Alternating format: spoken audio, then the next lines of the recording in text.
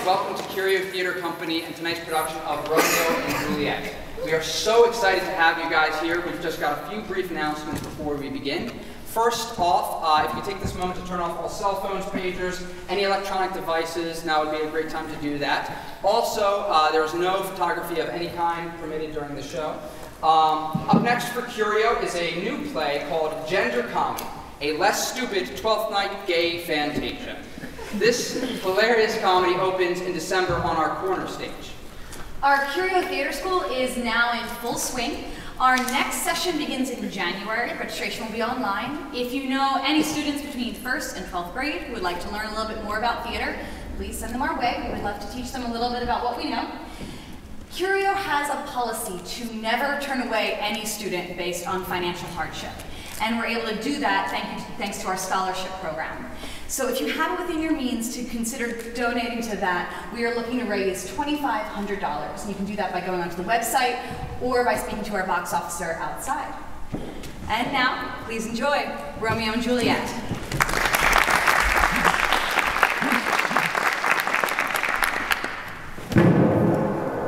Two households. Both alike in dignity. And fair Verona, where we lay our seed. From ancient grudge break to new mutiny, where civil blood makes civil hands unclean. From forth the fatal loins of these two foes. A pair of star-crossed lovers take their life. Whose misadventured, piteous overthrows do with their death bury their parents' strife. The fearful passage of their death-marked love and the continuance of their parents' rage, which but for their children's end naught could remove, is now the 2 hours traffic of our stage. The which, if you with patient ears attend, What here shall miss, our toil shall strive to mend.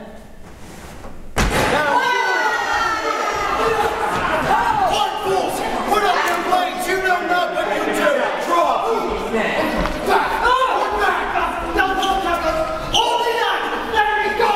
Go! Clair, bound to run among these heartless hinds, turn me, Benvolio, upon thy death! I do but keep the peace! Put up your blade, and then you can hardly stand with me! You want to draw upon the peace? I hate the words, I hate hell, all on to you and me! Enemies to peace! Profaners of this never-stained steel! What ho! You men! You beasts! On pain of torture from those bloody hands, throw your mistempered weapons to the ground and hear the sentence of your moved prince. 3 civil brawls, bred of an airy word by thee, Capulet, and Montague, have thrice disturbed the quiet of our streets. If ever our streets are disturbed again, your lives shall pay the forfeit of the peace. For this time all the rest depart away. You, Capulet, shall go along with me, and Montague, come you this afternoon. Once more, on pain of death, all men depart.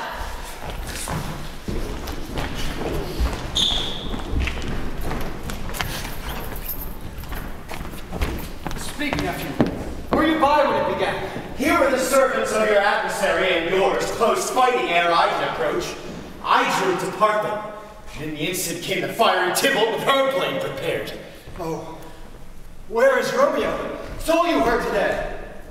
Good sir, an hour before the worship sun peered forth the golden window of the east, a troubled mind drove me to walk about where, under the grove of sycamore that westward rooteth from the city's side, so early walking did I see your child. Towards her I made, but she was ware of me and stolen the cover of the wood. Many a morning has she there been seen, with tears augmenting the fresh morning dew, adding to clouds more clouds with her deep sighs. Black and portentous must this humor prove, unless good counsel made the cause remove. Noble uncle, do you know the cause? Have you importuned her by any means? We would as willingly give cures no. See where she comes. So please you stand aside. I'll know her grievance, or be much denied. Good morrow, cousin. Is the day so young? A new struck 9. Ay me, sad hours do seem long. Was that my father that went hence so fast? It was. What sadness lengthens Romeo's hours? Not having that which having makes them short. In love? Out of love. Out of her favor where I am in love. Where shall we dine? Oh, me, what fray was here? Yet tell me not, for I have heard it all. It was Tybalt. Here's much to do with hate, but more with love. Why then, oh brawling love, oh loving hate, oh anything of lightness, serious vanity, misshapen chaos of well-seeming forms. Can't. Dost thou not laugh? No, cause I rather weep. Good heart, at what? At thy good heart so precious. This love that thou hast shown doth add more grief to too much of mine own. Love is a smoke raised with a fume of sighs, being purged, a fire sparkling in lovers' eyes, being vexed, a sea nourished with lovers' tears. What is thus? A madness most discreet, a choking gall, and a preserving sweet. Farewell, my guys. Tell me in sadness, who is it that you love? In sadness, cousin, do you love a woman? I ain't so near, and I suppose you love. All right, good markman. And she's fair, I love. Oh, all right, fair Martha comes his soonest hit. And that hit you miss, she'll not be hit by Cupid's arrow. She hath Diane's wit, and in strong proof of chastity, well armed by love's weak, childish bow, she lives unharmed. And she hath sworn that she will still live chaste. She hath, and in that sparing makes huge waste. Be ruled by me, forget to think of her. Oh, teach me how I should forget to think. By giving liberty unto thine eyes. Examine other beauties. Farewell, thou canst not teach me to forget. I'll pay that dachshund or die in debt. But Montague is bound as well as I, in penalty alike. And 'tis not hard, I think, for those so wise as we to keep the peace. Peter! Of honorable reckoning are you both, and pity 'tis you've lived at odds so long. But now, my lady, what say you to my suit? My child is yet a stranger in the world. She hath not seen the change of 18 years. Let 2 more summers wither in their pride, and we may think her ripe to be a bride. Younger than she, her happy mother's maid. And too soon marred are those so early made. But woo her, gentle parents, get her heart. My will to her consent is but a part. This night I hold an old accustomed feast whereto I have invited many a guest. At my poor house this night look to behold earth-treading stars that make dark heaven light. Here all see, and like a host whose merit most shall be, which on more view, of many mine being one, may stand in number, though in reckoning none. Go, Peter, find those persons out whose names are written here, and to them say my house and welcome on their pleasure stay. Come, go with me. In good time. One fire burns out, another's burn. One pain is lessened by another's anguish. Take thou some new infection to thy eye, and the rank poison of the old will die. Plantain leaf is excellent for that. For what, I pray thee? For thy... I pray. Excellent. Can you read? Aye, my own fortune and my misery. You speak honestly. Rest you, Mary. Stay, fellow. Oh, I can read. See.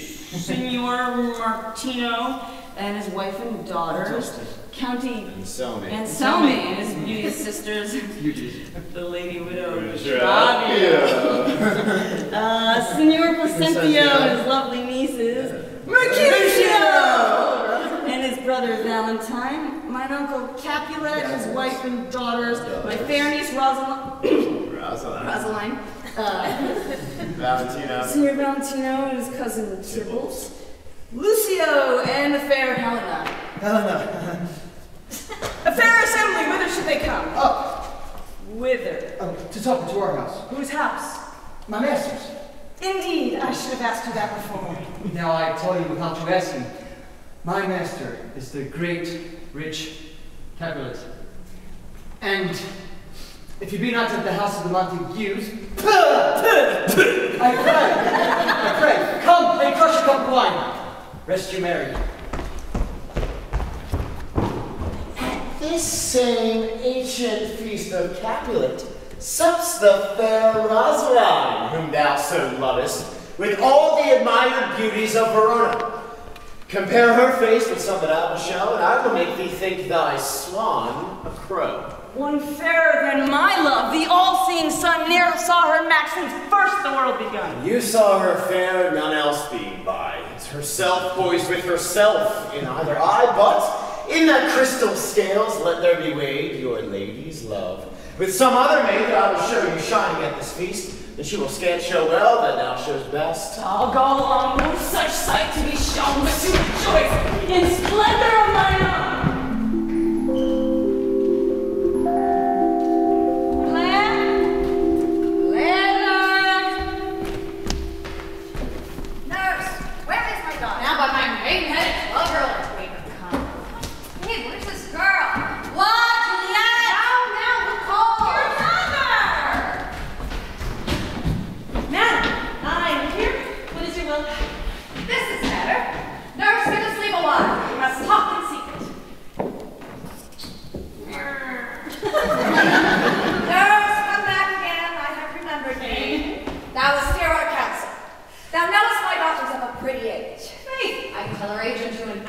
She's not 18.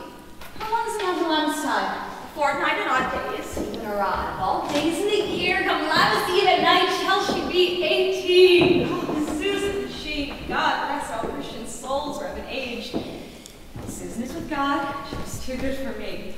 But, as I said, on Lammas Eve at night, shall she be 18. That shall she. Mary, I remember it well. 'Tis since the earthquake, now 15 years. I never shall forget it. My lord and you were then at Mantua. Nay, I do bear a brain. And since that time, it is 15 years, for then she could stand alone. Nay, by the rood, she could have run and waddled all about, for even a day before she broke her brow. And then my husband, God with his soul, he's a merry man, took up the child. Yea, quoth he, doth thou fall upon thy face? Thou wilt fall backwards, and thou hast nor wit, wilt thou not, Jewel? And by my holiday, the pretty wretch left crying and said, see now how a gesture come about. I warrant, and I shall live 1,000 years, I never shall forget it. Wilt thou not, Jewel, quoth he? The people stinked and said, enough of this, I pray thee, hold thy peace. Yes, madam.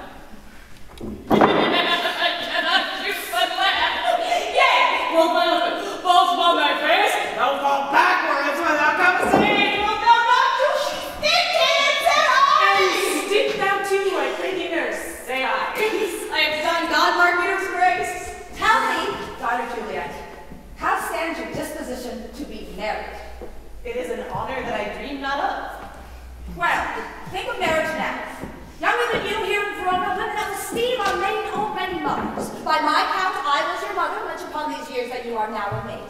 Thus, in brief, the valiant Paris seeks you for his love. Oh, man, young lady, such a man is all the world. Verona's summer hath not such a flower. Nay, he's a flower, in faith, a very flower. What say you? Can you love the gentleman? This night, you shall behold him at our feast. Read over the volume of young Paris's face, and find delight writ there with beauty's pen. This precious book of love, this unbound lover, to beautify him, only lacks a cover. That book in many's eyes doth share the glory, that in golden hands locks in the golden story. So shall you share in all that he doth possess, by having him making yourself no less. No less, nay, bigger. Women grow, but men. Speak quickly. Can you light up Paris's love? I'll look to like, if looking like you move. But no more deep will I dark mine eye than your consent gives strength to make it fly.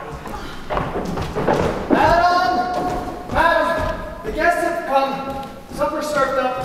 You called. My own lady asked for the nurse, Krista in the pantry, and everything in extremities. Hence, I must wait. I beseech you, folks. We follow. Juliet, the county stays. So, girls, happy nights, happy days. Give me the torch, I am not for the family. Being but heavy, I will bear the light. Nay, gentle Romeo, we must have you dance. Aye, believe me, you have dancing shoes with nimble soles. I have a soul of lead, so stakes me to the ground I cannot move. You are a lover. Borrow Cupid's wings and soar with them above the common battle. Down the pitch above a dull blow. I under love's heavy burden do I sink. And to sink in it should you burden love. Too great oppression for a tender thing. Is love a tender thing? It is too rough, too rude, too boisterous, and it pricks like a thorn. If love be rough with you, be rough with love. Prick love for pricky, and you beat love down. Give me a case to put my visage in. A visor for a visor. Come, knocking into the suited, everyone but take them to their legs. A torch for me. I'll be the candle holder and look on. The game was near so fair, and I am dumb. We'll draw thee from the mire of this Sir Reverend's love, wherein thou stickst up to the ears. Come, we burn daylight, ho! Nay, that's not so. I mean, sir, in delay, we waste our lights in vain, like lamps by day. Take our good meaning. Then we mean well in going to this mass, but 'tis no wit to go. Ah, may one ask. I dreamt a dream tonight. And so did I. Well, what was yours? That dreamers often lie. In bed asleep where they do dream things true. Oh! Did I see Queen Mab have been with you? Queen Mab? She is the fairy's midnight footman, and she comes in shape no bigger than an agate stone Of the forefinger of an alderman, drawn with a team of little atomies of workmen's noses as they lie asleep. Her wagon spokes made of long spider's legs. Her wagoner's a small gray-coated gnat. Her chariot is an empty hazelnut. And in this state she gallops night by night through lovers' brains, and then they dream of love. Or a courtier's knees that dreams on curtsies straight, or a lawyer's fingers that straight dreams on fees, or a lady's lips that straight on kisses dream. Sometimes she gallops o'er a courtier's nose, and then dreams he of smelling out the soup. And sometimes comes she tickling a parson's nose as he lies asleep, and then dreams he of another benefice. Sometimes she driveth o'er a soldier's neck, and then dreams he of cutting foreign throats, of breaches, ambuscados, Spanish blades, of helps 5 fathom deep. And then anon drums in his ear, at which he starts to wake, and, being less frightened, swears a prayer, in or two, and sleeps again. This is that very Mab which plants the manes of horses in the night, and bakes the elf-locks in foul, sluttish hairs. This is the hag, when maids lie on their backs, that presses them, and learns them first to bear, making them women of good carriage. Peace, Mercutio, peace. Thou talkst of nothing. True, I talk of dreams, which are the children of an idle brain begot of nothing but vain fantasy, which is as thin of substance as the air, and more inconstant than the wind. This wind you talk of blows us from ourselves. Supper is done and we shall come too late. I fare too early, for my mind misgives some consequence yet hanging in the stars. And consequence yet hanging in the stars. But he that hath the steerage of my course direct my sail. On, lusty gentlemen! Gentlemen! Welcome! Ladies that have their toes unplayed with corns will have a bout with you. You are welcome, all! More light, you knave. Turn the tables up. Nay.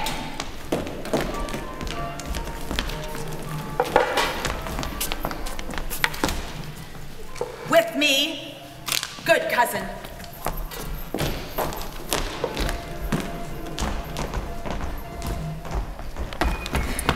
What lady's that which doth enrich the hand of yonder knight? I would not. Oh, she doth teach the torches to burn bright. Did my heart love till now forswear its sight? For I ne'er saw true beauty till this night. This, by her voice, should be a Montague. How now, kinsman? Wherefore storm you so? That is a Montague, our foe, a villain, that hath hither come in spite to scorn at our solemnity this night. Young Romeo, is it? 'Tis she. Let her alone. Grown-up Rags is going to be a virtuous and well-governed youth, and I will not for the wealth of all the town here in my house through her disparagement. I'll not endure her. She shall be endured. Be quiet! Am I the master here or you? What? Surely my heart!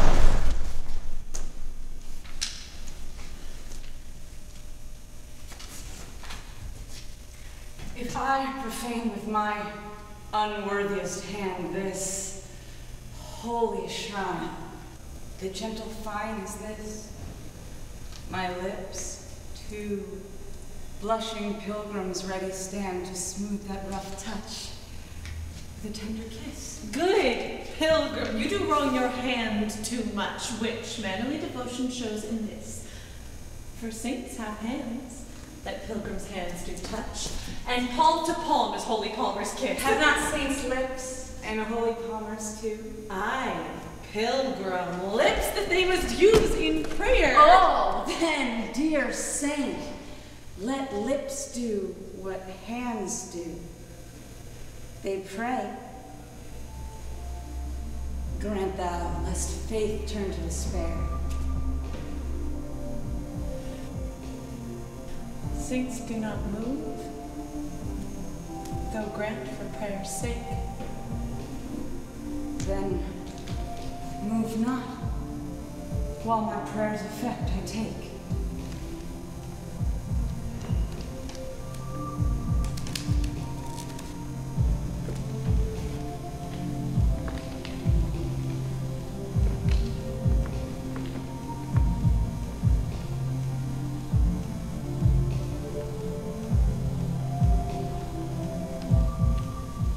Thus from my lips by thine my sin is purged. And have my lips the sin that they have took? Sin from thy lips? Oh, trespass sweetly urged, give me my sin again. You kiss by the book. Madam, your mother craves a word with you. What is her mother? Her mother is the lady of the house. Is she a Capulet? Oh, dear account, my life and my foe's death.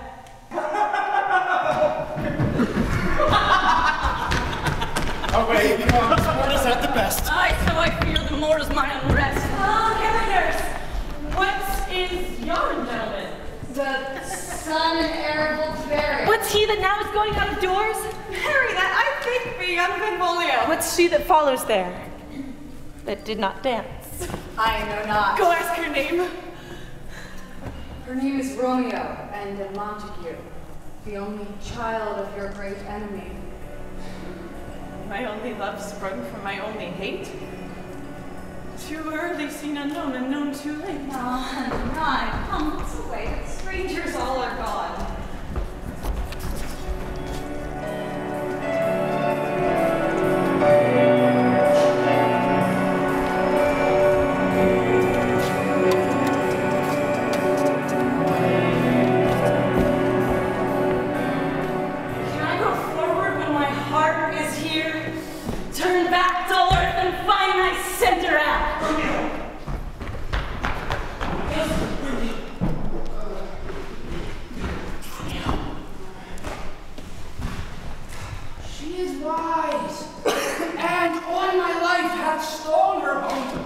She ran this way, leave the orchard hall. Oh, good work, you Hey!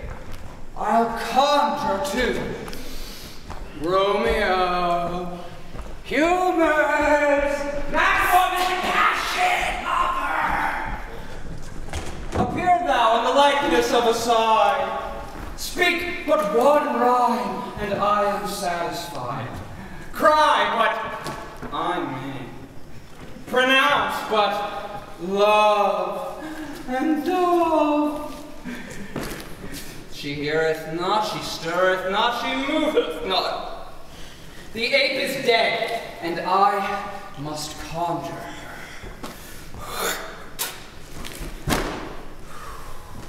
I conjure thee by Rosalind's bright eyes, by her high forehead and her scarlet lip, by her fine foot, straight leg, and quivering thigh, and all the domains that there adjacent lie, that in thy likeness thou appear to us. Hear thee, thou wilt anger her. My invocation is fair and honest.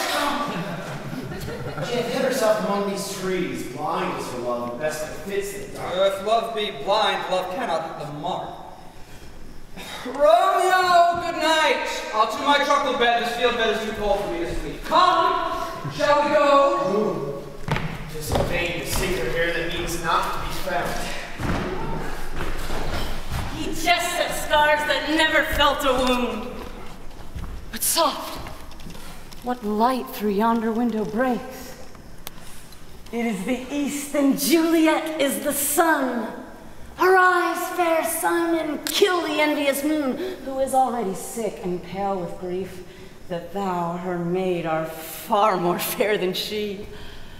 It is my lady, oh, it is my love, oh, that she knew she were. She speaks, yet she says nothing. What of that? Her eye discourses.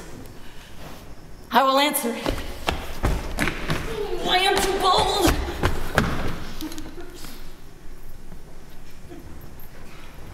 'Tis not to me she speaks.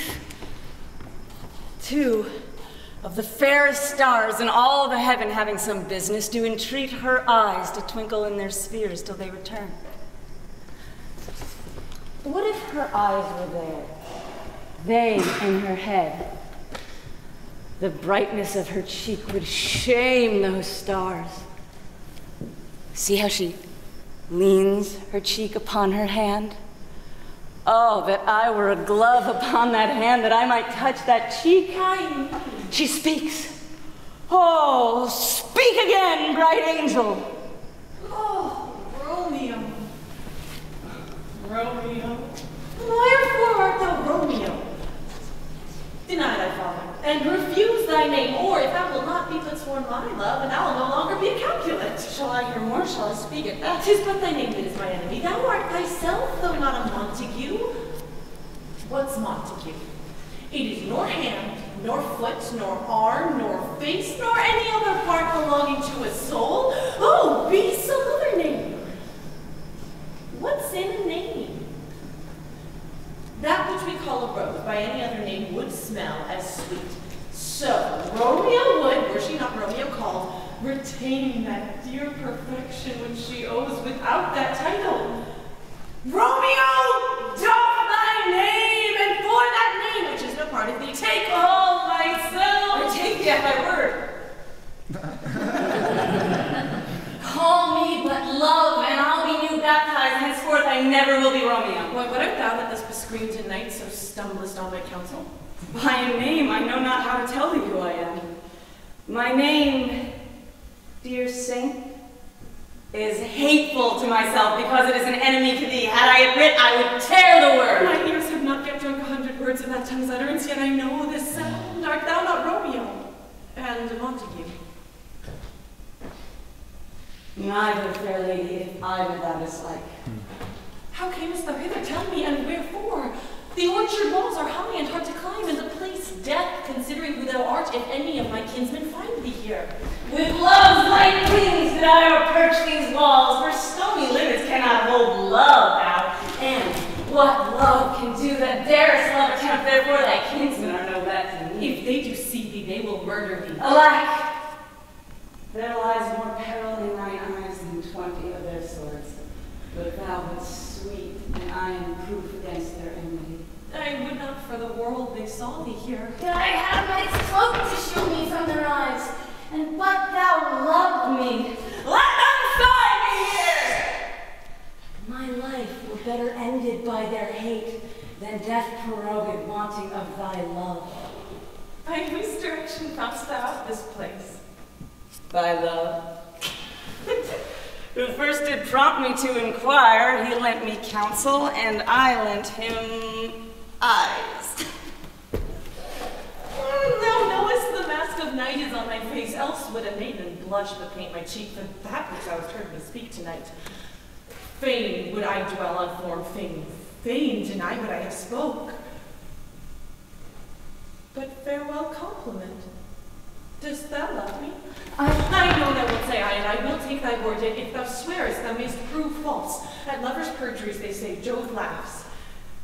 O gentle Romeo, if thou dost love, pronounce it faithfully. Or if thou thinkst I am too quickly won, I'll frown and be perverse and say thee nay, so thou wilt woo, else not for the world.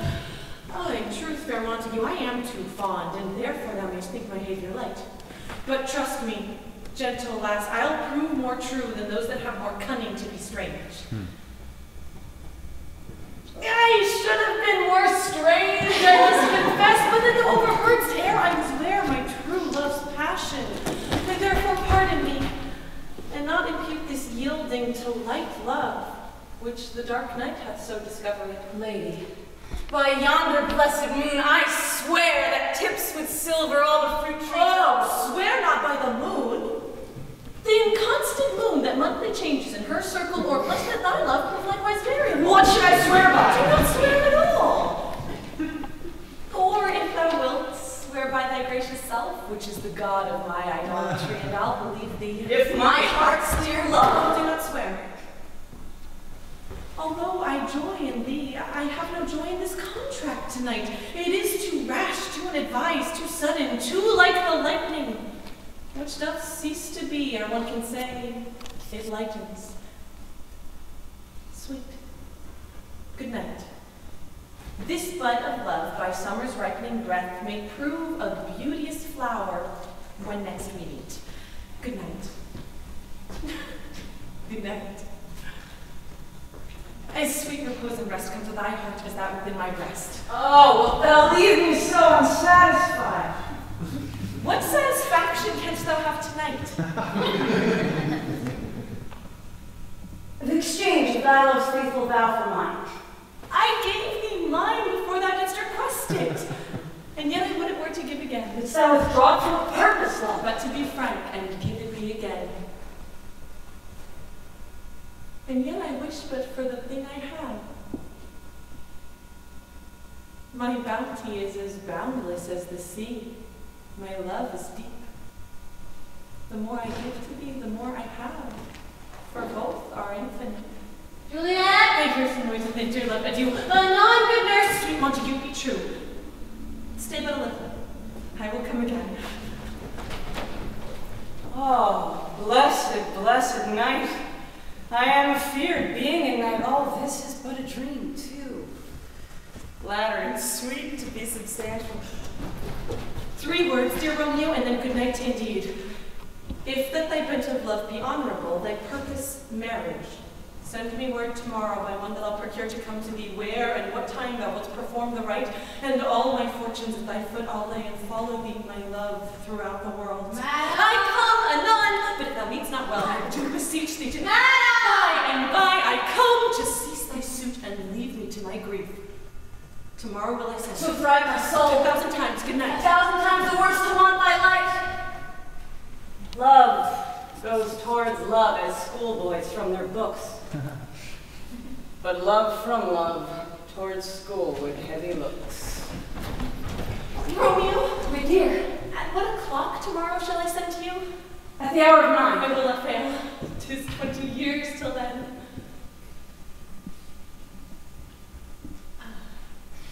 I have forgot why I did call thee back. Let me stand here till thou remember. I shall forget to have thee stand there, remembering how I loved thy company. And I'll still stay to have thee still forget. Forgetting any other home but this. 'Tis almost morning, I would have thee gone. And yet no further than a wanton's bird. Would I were thy bird. Sweet, so would I. Yet I should kill thee with much cherishing. Good night. Good night. Parting is such a sweet sorrow that I shall say good night till it be morrow. Sleep dwell upon our night, peace and night rest. Would I were asleep and peace, so sweet to rest.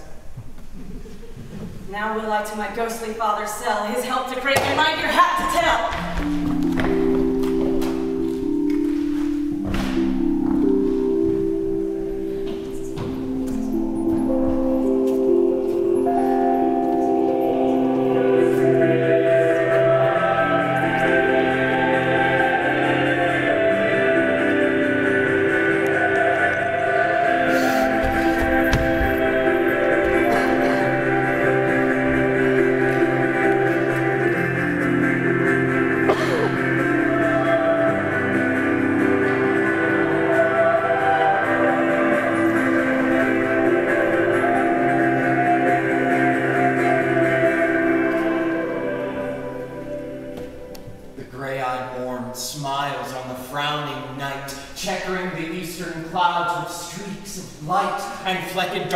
Like a drunkard reels from forth day's path and Titan's fiery wheels.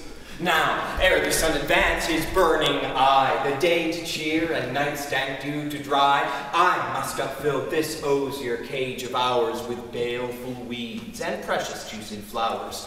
The earth, that's nature's mother, is her tomb. What is her burying grave? That is her womb, and from her womb children of divers kind, we sucking on her natural bosom find many for many, virtues excellent, none but for some, and yet all different. Within the infant rind of this small flower, poison hath residence and medicine power. For this, being smelt with that part, cheers each part, being tasted, slays all senses with the heart.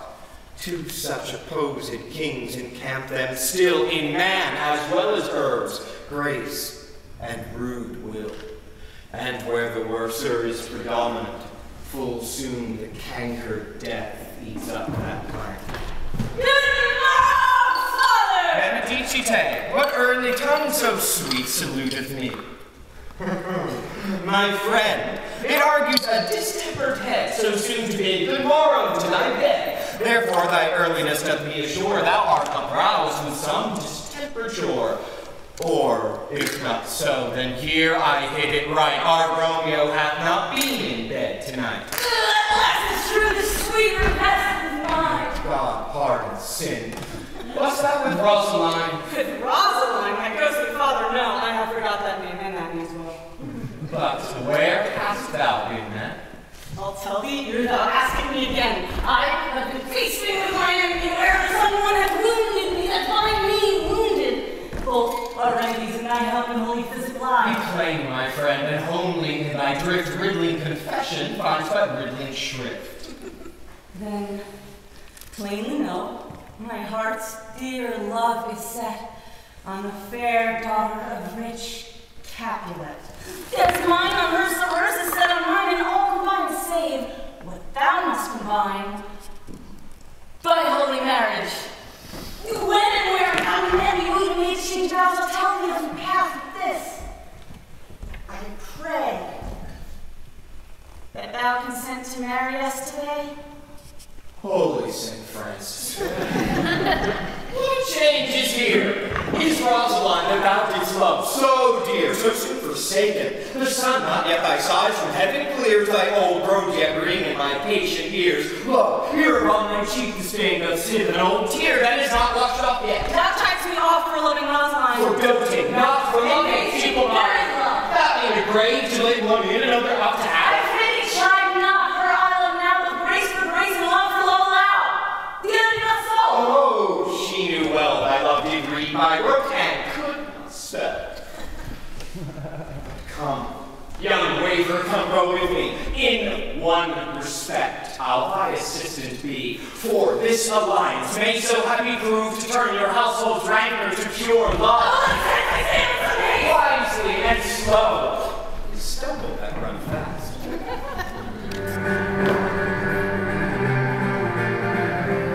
Where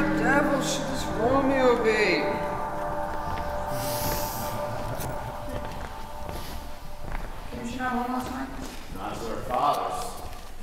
Tybalt, kinsman of our captain, had sent a letter to our father's house. Challenge on my life.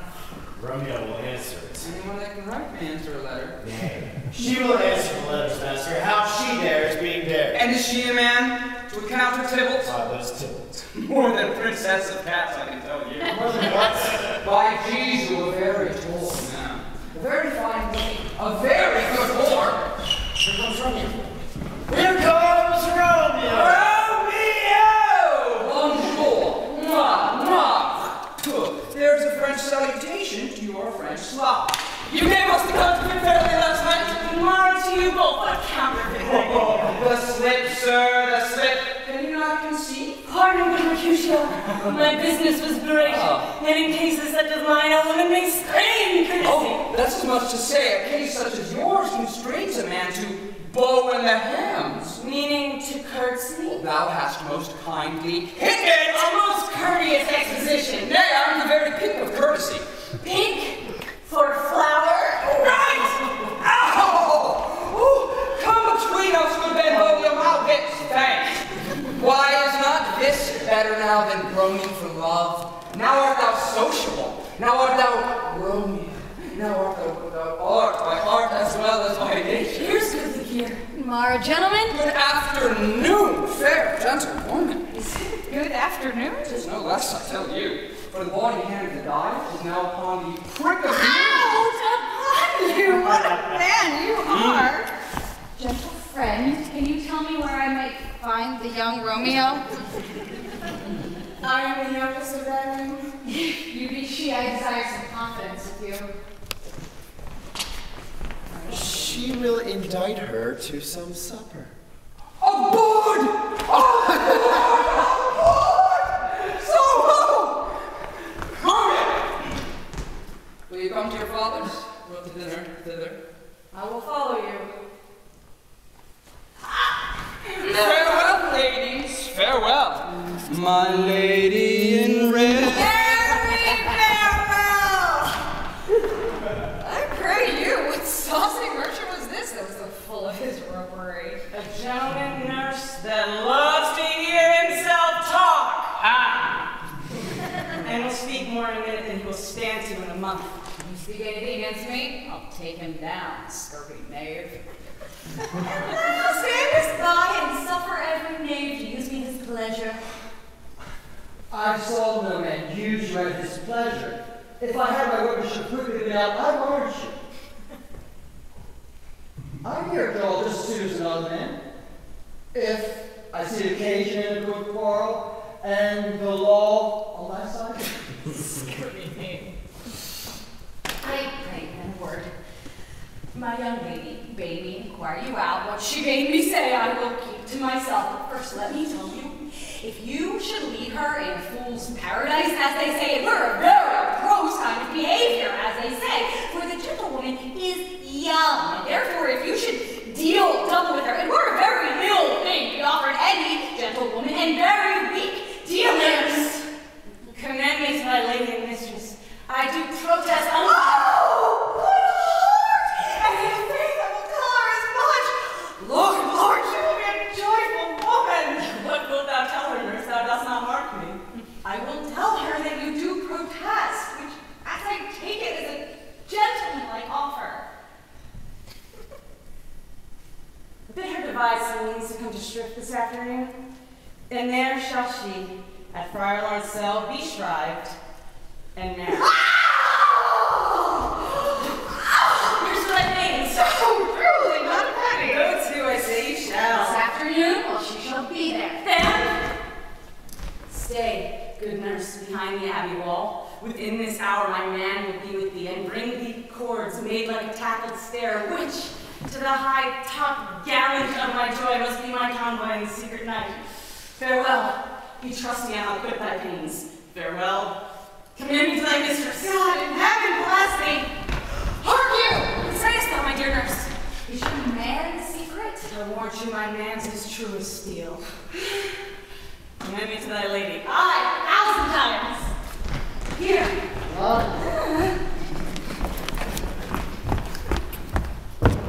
The clock struck 9 when I did send the nurse. In half an hour she promised to return. Perchance she cannot meet her. That's not so. Oh, she is lame. Love's herald should be thoughts, which 10 times faster glide than the sun's beams. Now is the sun upon the highmost hill of this day's journey, and from 9 till 12 is 3 long hours. Oh God, she comes. No, I'm here, please. Somebody ran away.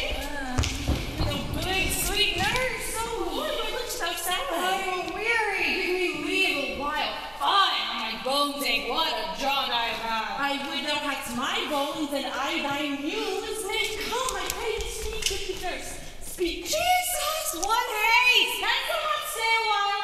You not see that I'm out of breath? How art thou out of breath, when thou hast breath to say to me that thou art out of breath? Is thy news good or bad? Answer to that, say either without stage circumstance. Let me be satisfied as good or bad. Lord, how my head aches. What a head have I?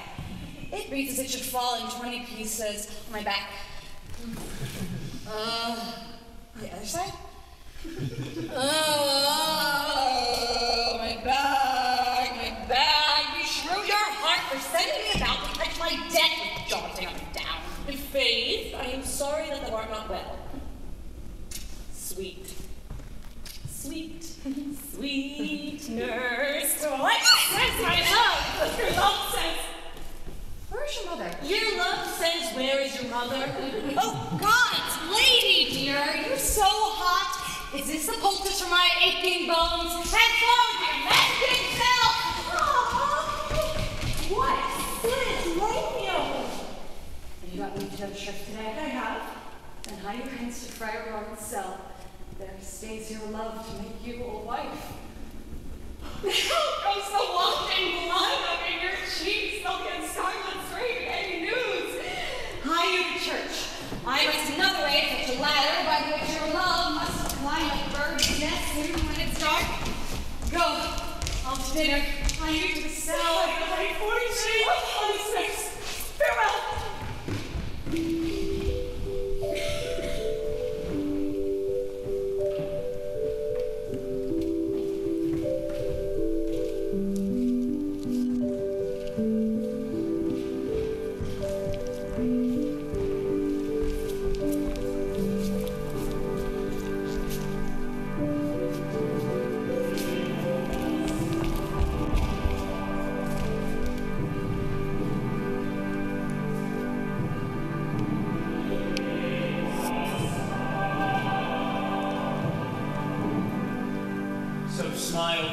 Upon this holy act, that after hours of sorrow chide us not. Amen.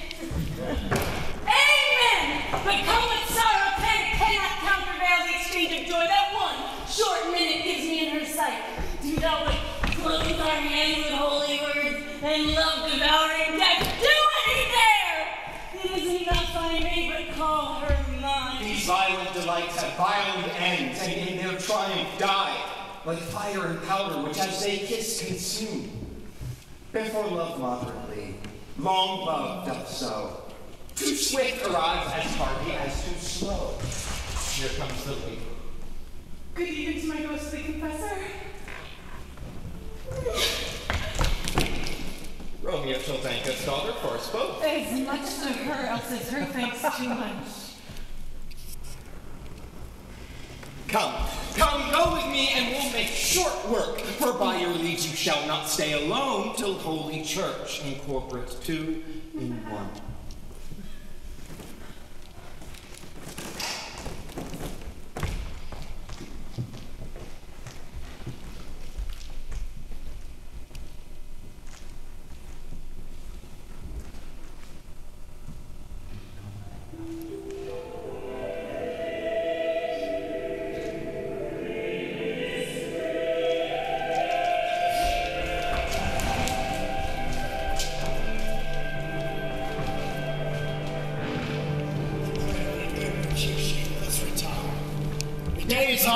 Capulets abroad, and if we meet, we shall not escape a brawl. These hot days, and mad blood stirring. Thou art like one of these fellows. that when he enters the confines of the tavern, claps me his sword upon the table and says, God, send me no need of thee. And by the operation of the second cup, draws him on the drawer, when indeed there is no need. Am I like such a thing? Come! Thou art as soon moved to be moody, as moody to be moved. And what too? Why, thou wilt quarrel with a man that hath a hair more, or a hair less, in his beard than thou hast. Thou wilt quarrel with a man for cracking nuts, for having no other reason than thou hast hazel eyes. Thy head is as full of quarrels as an egg is full of meat, and yet thy head hath been beaten as addle as an egg for quarreling.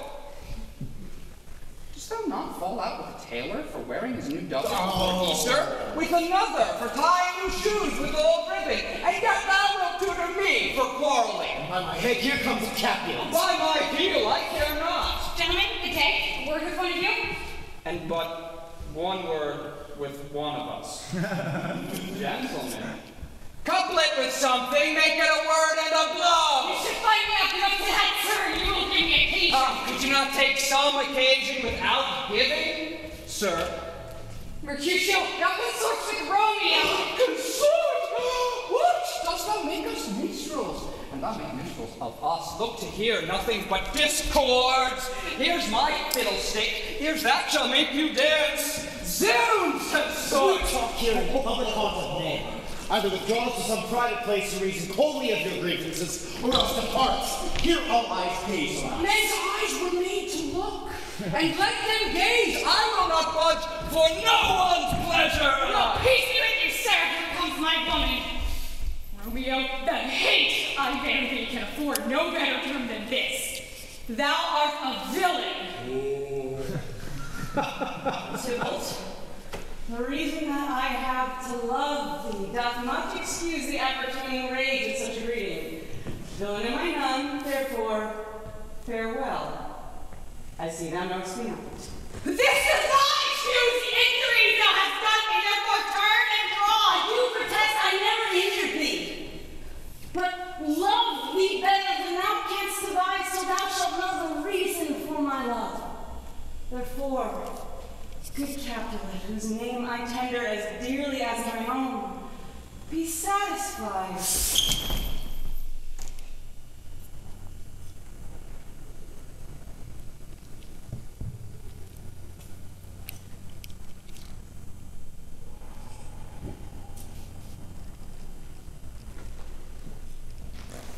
Tybalt! You rat catcher. Will you walk? What wouldst thou have with me? Good queen of cats. Nothing but one of your 9 lives. And for you.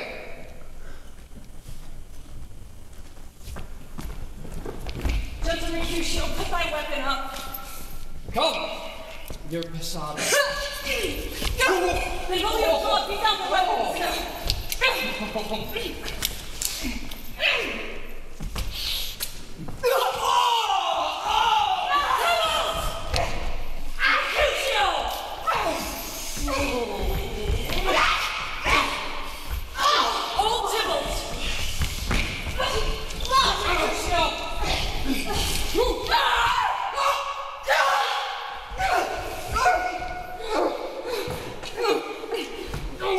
I'm hurt.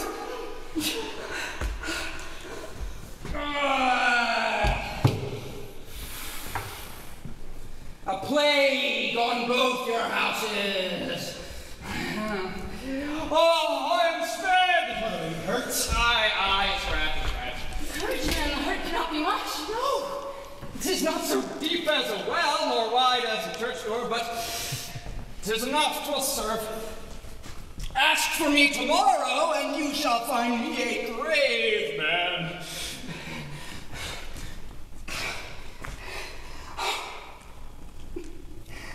I am peppered, I warn for this world. A plague on both your houses!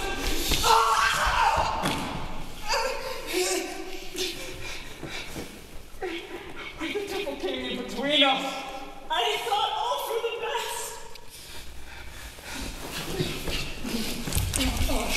some came to some house, Benvolio, I shall faint.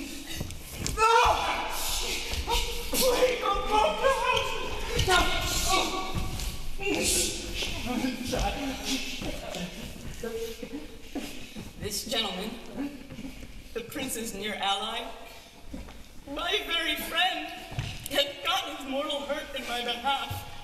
My reputation stained by Tybalt's slander. Tybalt, that an hour hath been my kinsman. Oh, sweet Juliet, thy beauty hath made me effeminate, and in my temper softened valor's steel. Romeo? Romeo? Brave Mercutio is dead.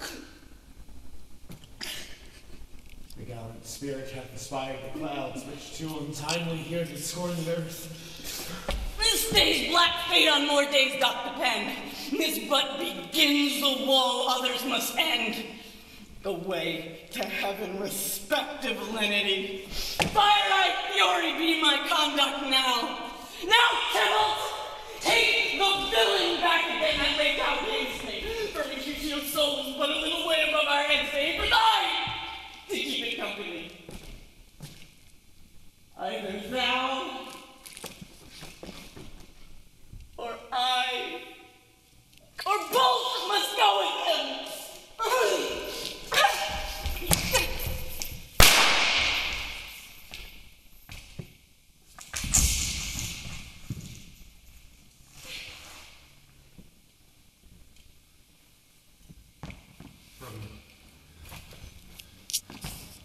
Away. Be gone. Stay not amazed. The prince will doom thee death if thou art taken. Hence, be gone. Away. Oh, I am fortune's fool. Why dost thou stay? Hold, sir! I charge thee in the prince's name, obey! Where are the vile beginners of this fray? Tybalt, my cousin. Oh, my brother's child, my dear kinsman. Prince, as thou art true, for blood of ours shed blood of multitude. Benvolio, who began this bloody fray? And Tybalt here slain, whom Romeo's hand did slay. Romeo that spoke her fair, and bid her bethink how nice the quarrel was, and urged with all your high displeasure, could not make truth with your unruly spleen of Tybalt deaf to peace, and that she tells with piercing steel at bold Mercutio's breast, who all his hot turns deadly point to point. Romeo cries aloud, hold friends, friends part, and twixt them rushes, underneath whose arm an envious thrust from Tybalt hit the life of stout Mercutio, and then Tybalt fled. By and by comes back to Romeo, who had but new entertained revenge, and to it they go like lightning. For ere I could draw apart them with stout Tybalt slain. And as she felled him, Romeo turned and fly. That is the truth, to let Benvolio die. He is a kinsman to the Montague. Affection makes him false. He speaks not true. I beg for justice, prince, which thou must give. Romeo slew Tybalt. Romeo must not live. Romeo slew Tybalt, she slew Mercutio. Who now the price of his dear blood doth owe? Not Romeo, Prince. She is Mercutio's friend. Her fault concludes, but with the law should end the life of Tybalt. And for that offense, immediately we do exile her hence. I have an interest in your hate's proceedings. My blood for your rude brawls doth lie a-bleeding, but I will immerse you with so strong a fine that you shall all repent the loss of mine. I will again to pleadings and excuses, nor tears nor prayers can purchase out abuses, therefore use none. Let Romeo hence in haste, else when she's found, that hour is her last. Bear hence these bodies and attend our will. Mercy but murders, pardoning those that kill.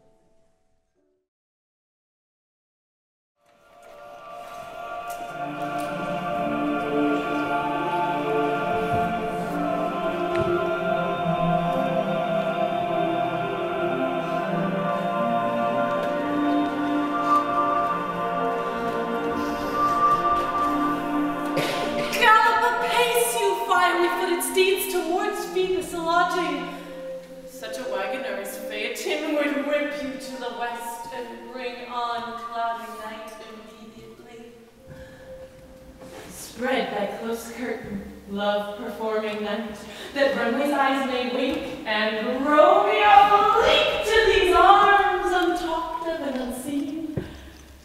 Lovers conceit to do their amorous rites by their own beauties, or, if love be blind, it best agrees with night. Come, civil knight, thou sober-suited matron all in black, and learn me how to lose a witty match played for a pair of stainless maidenhood. Put my unmanned blood bathing in thy cheeks with thy black mantle, till strange love, grown bold, think true love acted simple modesty. Come, knight, come, Romeo, come thou day and night, for thou wilt lie upon the wings of night, whiter than any snow upon a raven's back. Come, gentle night, come, loving, black-browed night, give me my Romeo, and when she shall die, take her and cut her out in little stars, and she will make the face of heaven so fine that all the world will be in love with night, and pay no worship to the garish sun. To whom I have bought the mention of the love but not possessed, and though I am sold, it's not yet enjoyed.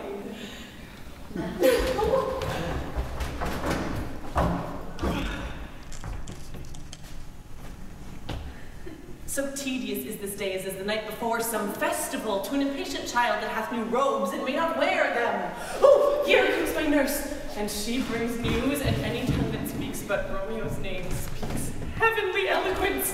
Now, nurse, let me know what hast thou there, the cords that Romeo bid thee fetch? Aye, the cords. Ay me, what news? Why dost thou wring thy hands? We are undone, lady. We are undone. Alack, thank God, Will dead. Can heaven be so envious? Romeo can, heaven cannot. Romeo, never would have thought it. What feet art thou that dost torment me thus? Hath Romeo slain herself? Say thou but I, if she be slain, say I, or if not, no! Brief sounds determine if my weal or fall. I saw the wound, I saw it with my eyes. Oh, break my heart, poor bankrupt, break at once. Tybalt, the best friend I had, oh courteous Tybalt, that ever I should live to see thee dead. What storm is this that blows so contrary? Is Romeo slaughtered, and is Tybalt dead, my dear loved cousin, and my dear love for whose living those two are gone? Tybalt is gone. Romeo is banished. Romeo may kill her. She is banished. Oh God. Did Romeo's hand shed Tybalt's blood? It did. It did like the day. It did. Oh, serpent heart hid with a flowering face. Did ever dragon keep so fair a cave? Beautiful tyrant, angelical dove and raven. Oh, this gravity lamb. Oh, that deceit should dwell in such a gorgeous palace. There's no trust, no faith, no honesty in men, all perjured, all forsworn, all not, all dissemblers. These griefs, these woes, these sorrows make me old, shamed over Romeo. Blistered be thy tongue for such a wish. She was not born to shame upon her brow. Shame is ashamed to sit. Oh, what a beast was I to chide at her. Will you speak well of her that killed your cousin? Shall I speak ill of her to whom I married? Packed foolish tears back to me of spring. My wife lives that Tybalt would have slain, and Tybalt's dead that would have slain my wife. All this is comfort, wherefore weep I then.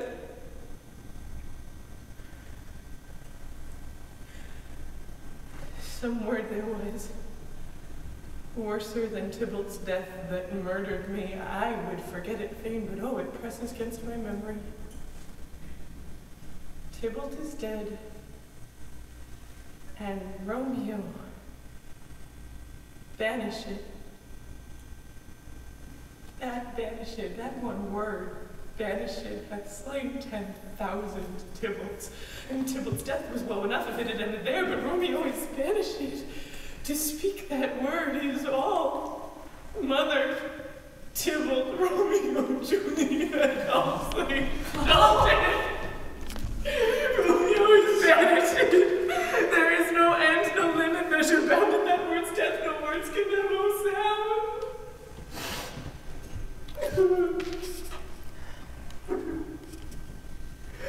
Where is my mother, nurse? Weeping and wailing over Tybalt's corpse. Will you go to her? I will bring you thither. Wash her the wounds with tears. Mine will be spent when hers are dry for Romeo's banishment.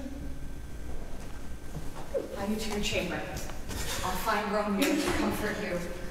I know well where she is. Hark you. Romeo will be here at night. I'll to her. She's at Lawrence cell. Oh, find her. Give this ring to my true love and bid her come to take her last farewell.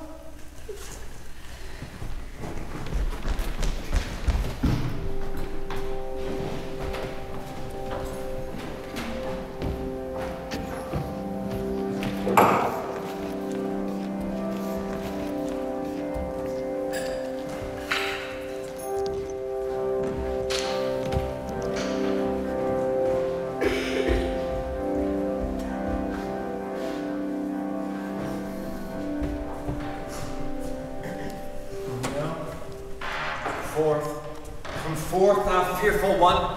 What news, father? What is the prince's doom? A gentle judgment vanished from his lips, not body's death, but body's banishment. Ah! Banishment? Be merciful, say death. Hence from Verona art thou banished, yet be patient, the world is broad and wide. There is no world without Verona walls, but purgatory torture. Hell itself, since banish it, is banished from the world, and world's exile is death. Thou cuts off my head with a golden axe and smiles upon the stroke that murders. Thy fault our law calls death, yet the kind prince taking thy part hath rushed aside the law. This is dear mercy, and thou seest it not. 'Tis torture and not mercy.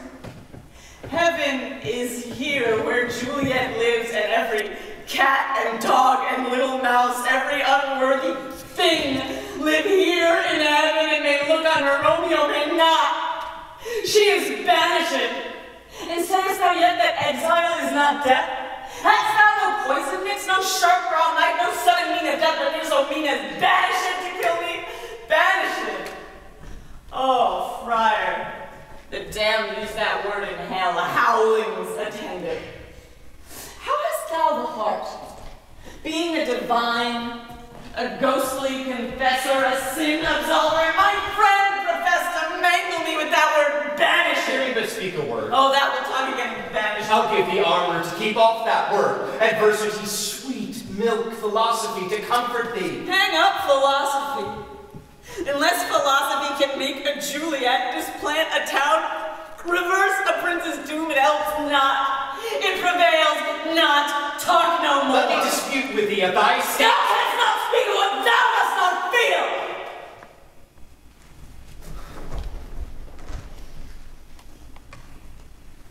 Wert thou as young as I, Juliet I love, an hour but married Tybalt murdered, doting like me and like me, banished, then mightst thou speak. Then mightst thou tear thy hair and fall upon the ground as I do now, taking the measure of an unmade grave. Arise, one knocks, good Romeo, hide thyself. Who's there? Romeo, arise, thou wilt be taken. Run to myself. Bye-bye. God's law, what a sinfulness is this? I come. Do not so hard. Whence come you? What's your will? I come from Lady Juliet. Welcome then. Friar, tell me, holy friar, where's my lady's love? Where's Romeo? There, on the ground, with her own tears made drunk. She is even in my mistress' case. Even so lies she, blubbering and weeping and blubbering. Stand up. Stand up. For Juliet's sake, for her sake, rise and stand. Nurse, there. That's the end of all. Speak'st thou of Juliet? How is it with her? Does she not think me an old murderer now I have stained the childhood of our joy with blood removed but little from her own? Where is she, and how doth she, and what says my concealed lady to our cancelled love? She says nothing then, but weeps and weeps, and now falls on her bed, and then starts up, and Tybalt calls, and then on Romeo cries, and then down falls again. As if that name, shot from the deadly level of a gun, did murder her, as that name's cursed hand murdered her kinsman. Tell me, friar, tell me in what vile part of this anatomy doth my name lodge? Tell me that I may sack the hateful mansion. Hold thy desperate hand. Thy wild acts denote the unreasonable fury of a beast. Thou hast by my holy order, I thought thy disposition better tempered. Hast thou slain Tybalt? Wilt thou slay thyself and slay thy lady that lives in thee by doing damn and hate upon thyself? Why railst thou upon thy birth, the heaven and earth, since birth and heaven and earth all three do meet in thee at once, which thou at once wouldst lose? What? Rouse me then, thy Juliet is alive, there art thou happy. Tybalt would kill thee, but thou slewest Tybalt, there art thou happy. The law that threatens death becomes thy friend and turns into exile, there art thou happy. A pack of blessings lights upon thy back. Go. Get thee to thy love, as was decreed. Ascend her chamber hence, and comfort her. But look thou not stay till the watch be set, for then thou canst not pass to Mantua, where thou shalt live, till we can find the time to blaze your marriage, reconcile your friends, beg pardon of the prince, and call thee back again with 20,000 times more joy than thou wast forth in lamentation. Go before nurse, commend me to thy lady, and bid her hasten all the house to bed, which heavy sorrow makes them act unto. Romeo is coming. Oh, I could stay the whole night to hear good counsel. Learning is. I'll tell my lady you will come. Do so, and bid my sweet prepare to chide. Here then, a ring she bade me give you here. Hide me, make haste, for it grows very late. Oh, how well my comfort is revived by this. Go hence, good night. And here stands all your state. Either thou be gone before the watch be set, or by the break of day disguised from hence. Sojourn in Mantua, and I shall signify from time to time every good hap to you that chances here. Give me thy hands. 'Tis very late. Farewell. Good night.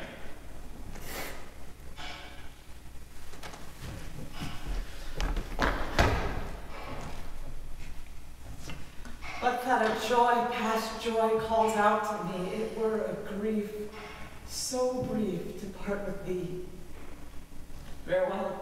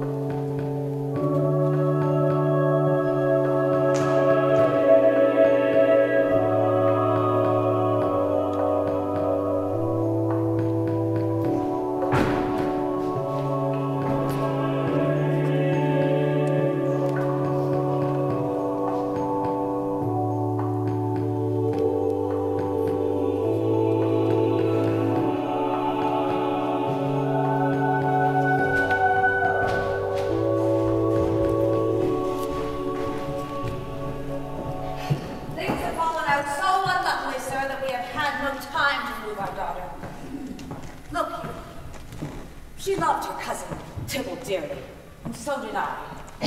Well, we were born to die. 'Tis very late. Shall not be down tonight. I swear, but for your company, I would have been in bed an hour ago. These times of woe afford no time to woo. Sir Paris, I will make a desperate tender of my child's love. I think she shall be ruled in all respects by me, nay more. I doubt it not. I shall go to her ere I go to bed, and I shall tell her, mark you me on Wednesday. What's soft? What day is this? Monday, my lady. Monday. Well, Wednesday's too soon. On Thursday, let it be. On Thursday, I shall tell her she shall be married to this noble earl. Will you be ready? Do you like this haste? We'll keep no great ado, a friend or two, for hark you, Tybalt being slain so late it may be thought we held her careless, being our kinsman if we revel much. Therefore we'll have some half a dozen friends in there and end. But what say you to Thursday? My lady, I would that Thursday were tomorrow. Well, get you not. On Thursday be it then. Farewell, my lord. 'Tis so very, very late that we may call it early by and by.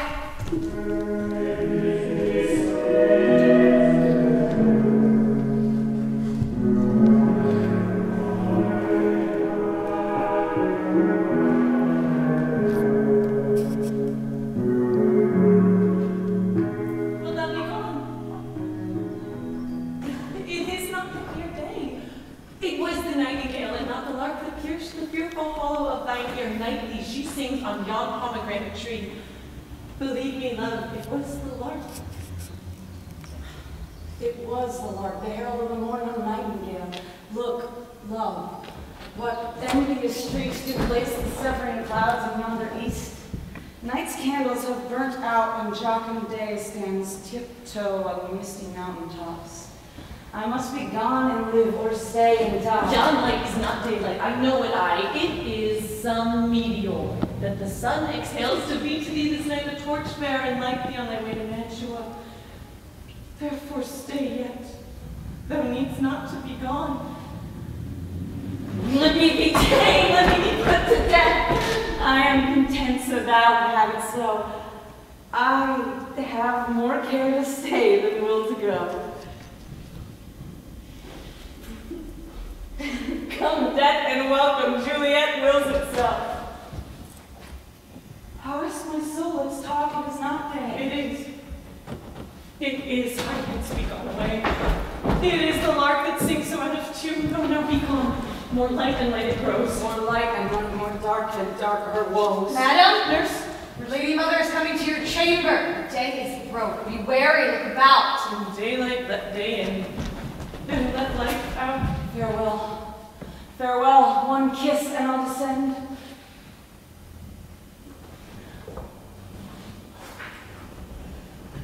Art thou gone, soul? I must hear from thee every day in the hour, for in a minute there are many days. Oh, by this count I shall be much nearer ere I again behold my Romeo. Farewell. I will omit no opportunity that may convey my greetings, love, to thee. Thinkst thou we shall ever meet again? I doubt it not. And all these woes shall serve for sweet discourses in our time to come. Oh God, I have an ill-divining soul. Methinks I see thee now thou art below as one dead in the bottom of a tomb. Either my eyesight fails or thou lookst pale. And trust me, love, in my eyes so do you. Dry sorrow brings her blood. Adieu. Adieu. Oh, fortune! Fortune, all men call thee fickle. If thou art fickle, what dost thou with her that is renowned for faith? Be fickle, fortune. For then I hope thou wilt not keep her long, but send her back. Home? Daughter! Is it my lady mother? Are you up? Is she not down so late or up so early? What unaccustomed cause procures her hither? Why, how now, Juliet? Madam, I'm not well. Evermore weeping for your cousin's death? What, will you wash her from her grave with tears? And if thou couldst not make her live. Therefore have done. Some of grief shows much of love, but much of grief shows still some want of wit. Yet let me weep for such a feeling loss. So shall you feel the loss, but not the friend that you weep for? Feeling so the loss, I cannot choose but of a weak the friend. That is because the traitor, murderer lives. I am from the reach of these my hands. Would none but I might venge my cousin's death. We will have vengeance for it. Fear thou not, and weep no more. I will send to one in Mantua where that same banished renegade doth live. Shall give her such an unaccustomed dram that she shall soon keep Tybalt company. Then I hope thou wilt be satisfied. Madam, if you could find out that man to bear a poison, I should temper it that Romeo should, upon receipt thereof, soon sleep in quiet. No, how my heart abhors to hear her named and cannot come to her, to wreak the love I bore my cousin upon her body that had slaughtered her. Find thou the means, and I'll find such a man. But now I tell thee joyful tidings, girl. And joy comes well in such a needy time. What are they, I beseech your ladyship? Mary, my child, early next Thursday morn, the gallant, young, and noble gentleman, the County Paris at St. Peter's Church, shall happily make thee there a joyful bride. Now by St. Peter's Church and Peter too, he shall not make me there a joyful bride. I wonder at this haste that I should wed ere he that should be husband comes to woo. Madam, I will not marry yet, and when I do, I swear it shall be Romeo, whom you know I hate rather than Paris. These are news indeed. Soft! Take me with you! Take me with you, child! How? Will you not? Will you not give us thanks? Are you not proud? Do you not count you blessed and worthy as you are, that I have brought so worthy a bride to be your bridegroom? Not proud you have, but thankful that you have. Proud can I never be of what I hate, but thankful e'en for hate that is meant love. How now, chalked logic, what is this? Proud and I thank you not, and yet not proud? Mistress minion you! Thank me no thankings, no proud me no prouds, but fettle your fine joints against Thursday next to go with Paris to St. Peter's Church, or I will drag thee on a hurdle thither. Mother, I beseech you, on my knees, hear me with patience, but to speak a word. I'll tell thee what. Get thee to church on Thursday, or never after look me in the face. Mother, I speak not, reply not, do not answer me. God in heaven bless her. You are to blame, my lady, to rate her so. And why, my lady, was so? This is not. Hold your tongue. Speak no treason. Cease your mumbling, fool. You are too hot. Prayer makes me mad. Day, night, hour, time, work, play, alone in company. Still my care has been to have you massed, and now having provided a gentleman of noble parentage, stuffed as they say of honorable hearts, proportioned as one spot might wish a man, to have you in your fortune's temper to answer. I will not wed. I cannot love. I am too young. I pray you pardon me. But as you will not wed, I'll pardon you. Graze where you will. You shall not house with me. Look to it. Think on it. I do not use to jest. Thursday is near. Lay hand to heart advise. And you be mine, I'll give you to my friend. And you be not. Hang, beg, starve, die in the streets for my wife, I'll never acknowledge thee, nor what is mine shall never do thee good. Trust to it within you. I'll not be forsworn. There's no pity sitting in the bottom of the clouds that sees into my grief. Sweet my mother, cast me not away. Delay this marriage for a month. Oh, for if thou wilt not make the bridal bed in that tomb monument where Tybalt lies. Do as thou wilt, for I have done with thee. Oh, God. Oh, nurse, how shall this be prevented? What sayest thou? Hast thou not a word of joy, some comfort, nurse? Faith, here it is. Romeo is banished, and all the world to nothing, that she dares ne'er come back to challenge you, or if she does, it needs must be by stealth. Then, since the case so stands as now it doth, I think it best you married with the county. He's a lovely gentleman. Romeo's a dish clout to him. An eagle, madam, hath not so green, so quick, so fair an eye as hers hath. Be true, my heart, I think you are happy in this second match, for it excels your first. Or if it does not, your first is dead, or as good as she were, with you living here and no use of her. Speaks that from my heart? And from my soul, too, or else beshrew them both.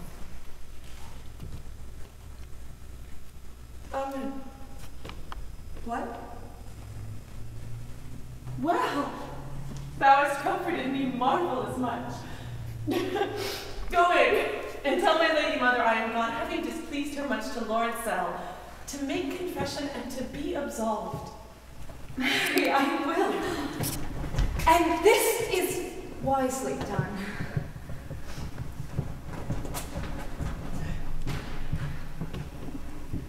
Go, counselor. Thou and my bosom henceforth shall be twain. I'll tell the friar to know his remedy. If all else fail, myself have power to die. On Thursday, sir. The time is very short. Lady Capulet will have it so. You say you do not know the lady's mind. Uneven is the course, I like it not. Moderately she weeps for Tybalt's death, and therefore have a little talked of love. But now, sir, her mother counts it dangerous that she doth give her sorrow so much sway, and in her wisdom hastes our marriage to stop the inundation of Juliet's tears. Would I knew not why it should be slowed. Look, sir, here comes the lady. Happily met, my lady and my wife. That may be, sir, when I may be a wife. That maybe must be love on Thursday next. What must be shall be. That's a certain text. Come you to make confession to this father? To answer that, I should confess to you. Do not deny to him that you love me. I will confess to you that I love him. Will ye sure that you love me? Poor soul, my face is much abused with tears. Are you at leisure, Holy Father, now, or shall I come to you at evening mass? My leisure serves me, pensive daughter, now. My lord, we must entreat this time alone. God shield I should disturb devotion. Juliet, on Thursday early will I rouse you. Till then, farewell, adieu, and keep this holy kiss. Oh, shut the door.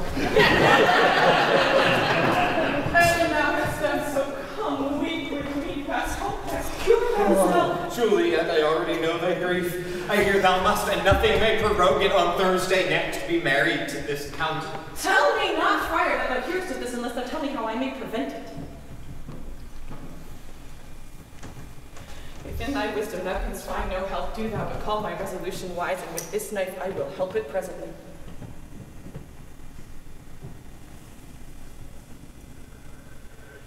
Be not so long to speak, I long to die. If what thou speakst, speak not of remedy.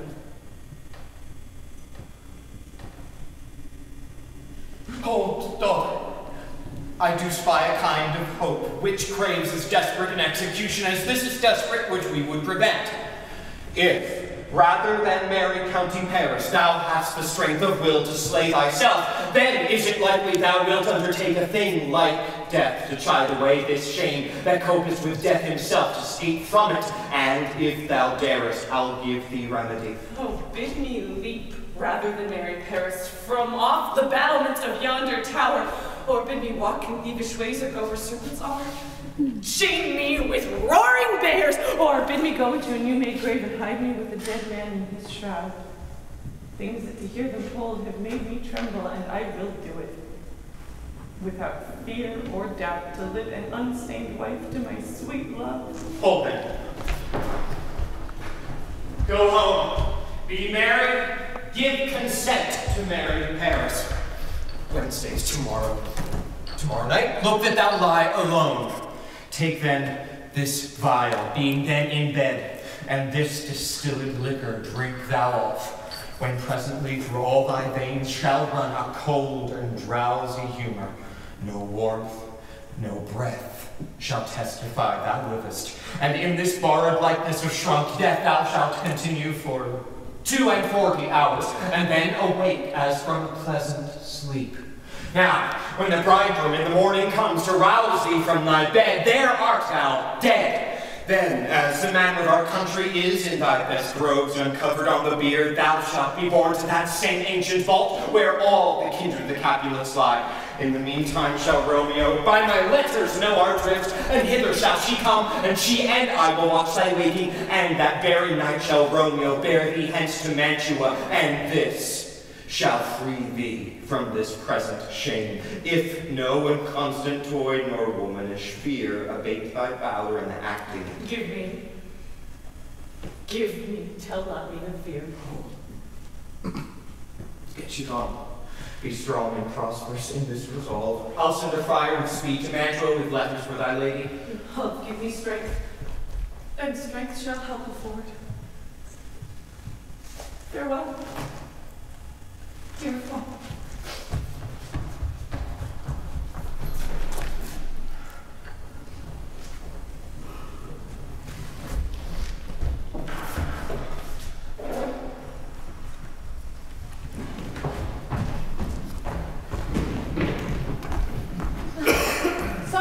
Invite us here are writ.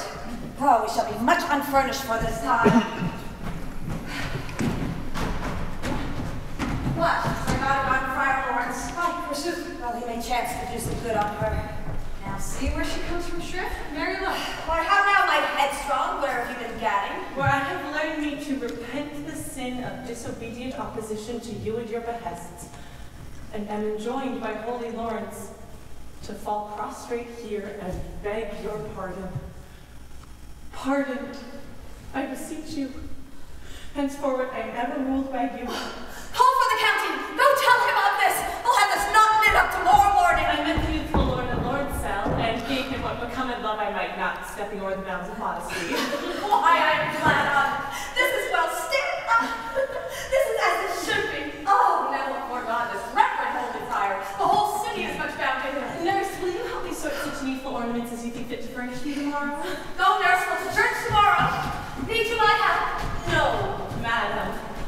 Let me this night be left alone, and let the nurse sit up with you, for I am sure you have your hands full all in this so sudden business.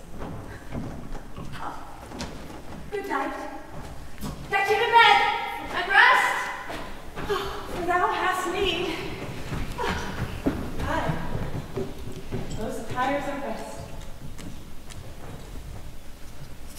Maybe, nurse, leave me to myself tonight, for I have need of many orisons to move the heavens to smile upon my state, which well thou knowest is cross and full of sin.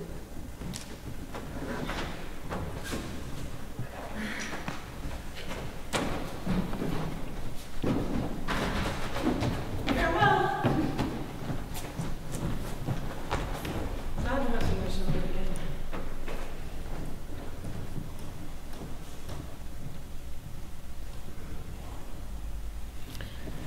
I have a faint cold fear thrills through my veins and almost freezes up the heat of life.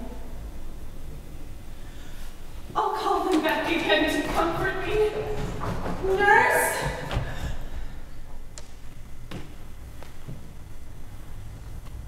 What should she do here? My dismal scene I needs must act alone. Come, Vile.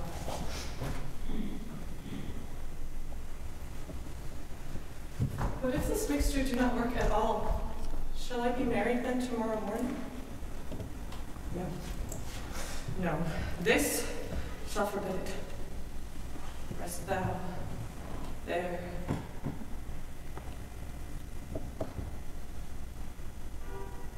What if it be a poison which the friar suddenly hath mixed, to have me dead, lest in this marriage he should be dishonored because he married me before to Romeo? I fear it is, and yet methinks it should not, for he hath still been tried a holy man. How if, when I am laid in the tomb, I wake before that time that Romeo come to redeem me? There's a fearful point. Shall I not then be stifled in the vault, to whose foul mouth no healthsome air breathes in, and there die strangled ere my Romeo comes? Or if I wake, is it not very like that I look at the horrible conceit of death and night, together with the terror of the place, as in a vault, an ancient receptacle, where for these many hundred years the bones of all my buried ancestors are packed, where bloody Tybalt, yet but green in earth, lies festering in her shroud, where, as they say, at some hours of the night, spirits resort alack.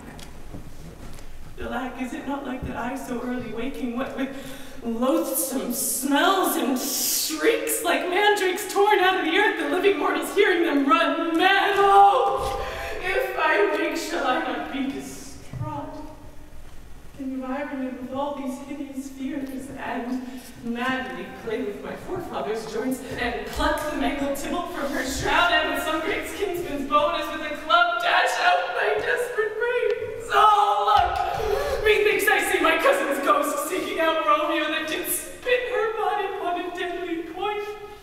Stay! Tybalt, stay!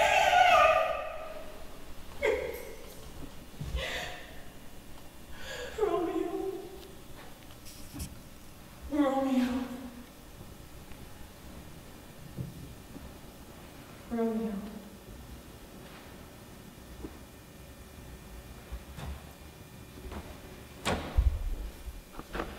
Here's strength. I drink to thee.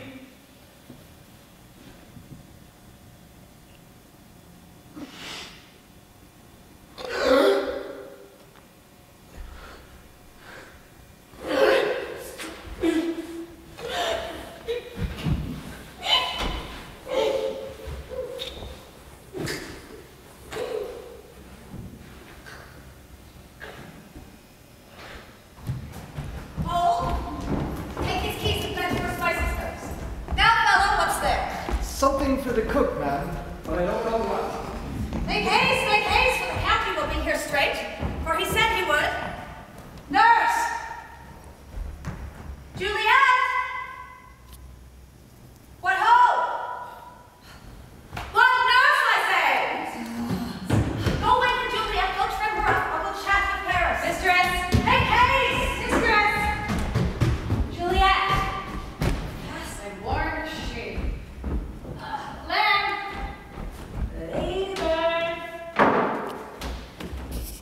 My love, I say. Madam.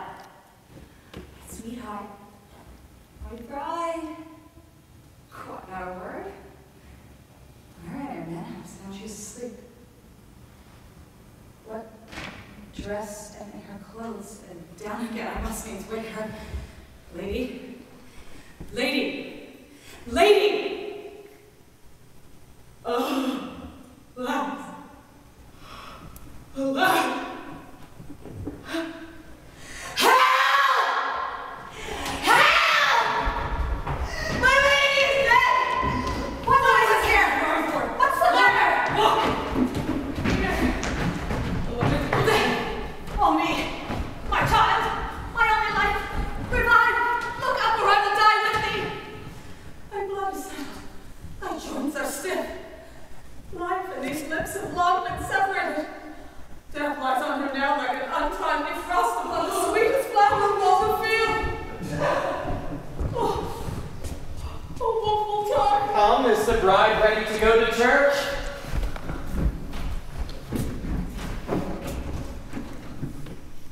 Ready to go, but never to return.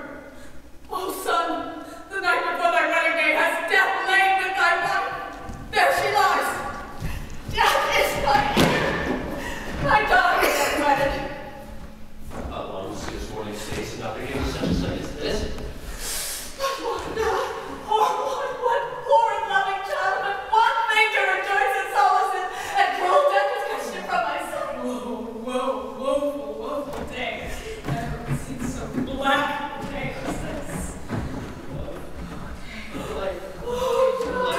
Hateful day. Oh child, my soul and not my child. Oh, dead art thou. Alack, my child is dead. With my child, my joys are buried. Peace, hope for shame. Confusion's cure lives not in these confusions. Heaven and yourself have pardoned this fair maid, and now heaven hath all, and all the better is it for the maid. Your part in her you could not keep from death, and yet heaven keeps his part in eternal life. The most that you sought was her promotion, for 'twas your heaven she should be advanced, and weep ye now, seeing that she is advanced above the clouds, as high as heaven itself. Oh, miss, love you to love your child so ill that you run mad, seeing that she is well. her tears, and lay rosemary upon this fair corpse, and as the best manner of our country is in all her best array, All things that we have ordained. Festival turned on our office to black funeral. Nurse, go you down. Madam, go with her. Go you, Sir Paris. Everyone prepare to follow this fair course unto her grave. The heavens do lower upon you for some ill. Move them no more by crossing their high will.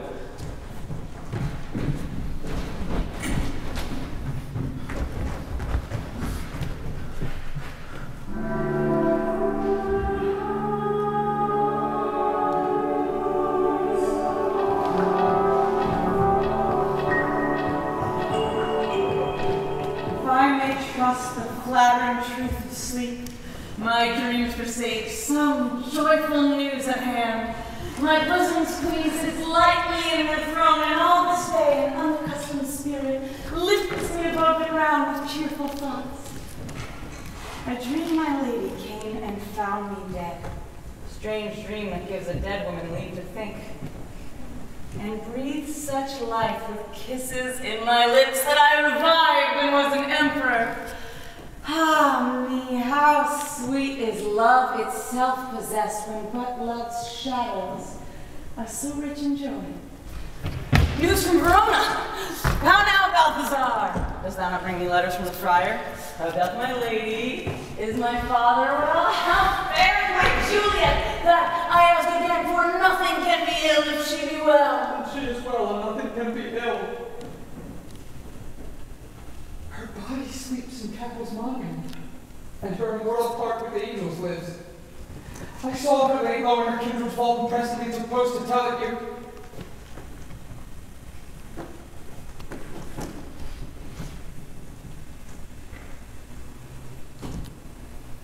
Is it even so?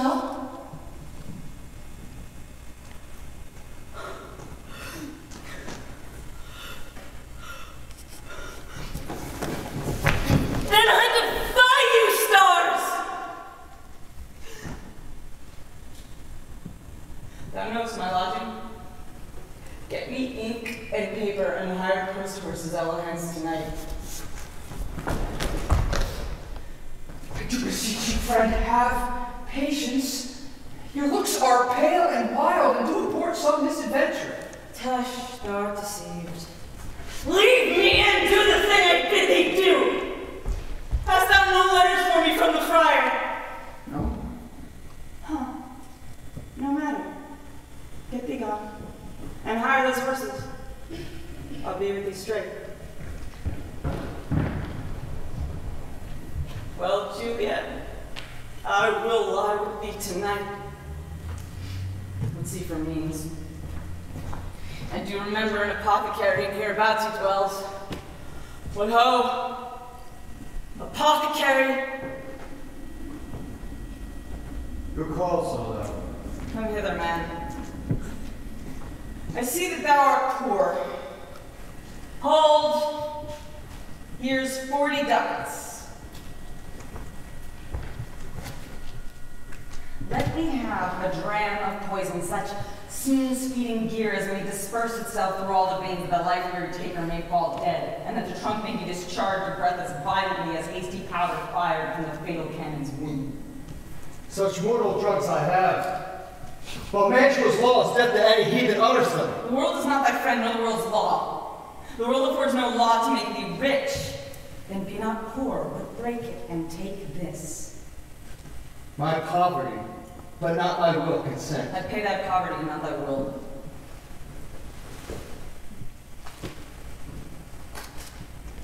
Put this in any living thing you will, and drink it off.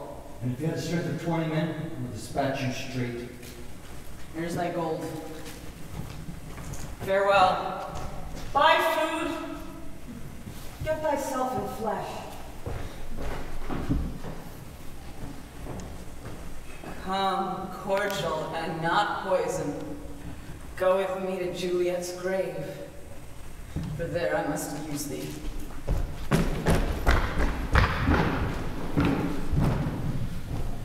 Holy Franciscan Friar, brother, ho! The same should be the voice of Friar John. Welcome from Angela. What says Romeo? Going to find a barefoot brother out here in this city, visiting the sick and finding him. The searchers of the town, suspecting that we were both in a house where an infectious pestilence did reign, sealed up the doors and would not let us forth. My speed to match will mistake. Bear my letter to Romeo. I could not send it. Here it is again. Nor get a messenger to bring it. These so fearful were they of infection. Unhappy fortune. This letter was full of charge of dear import, and neglecting it may do much danger. Go and get me an iron probe, bring it straight into my cell. Now reside to the monument alone. Within 3 hours, shall bear Juliet greatly.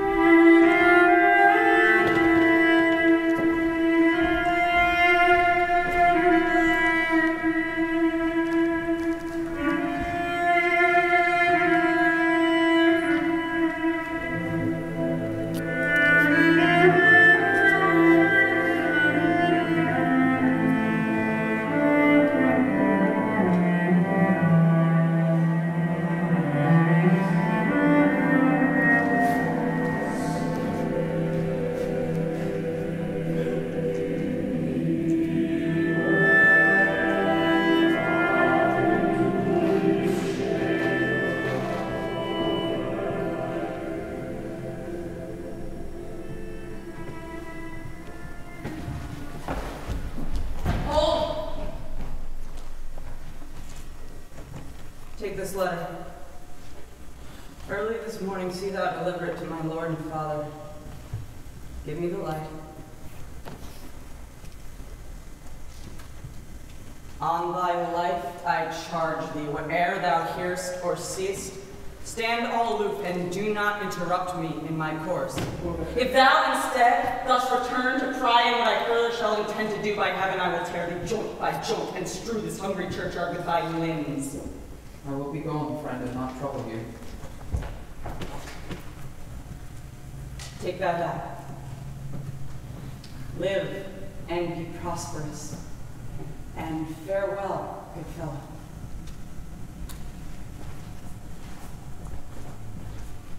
Her looks I fear, and her intents I doubt.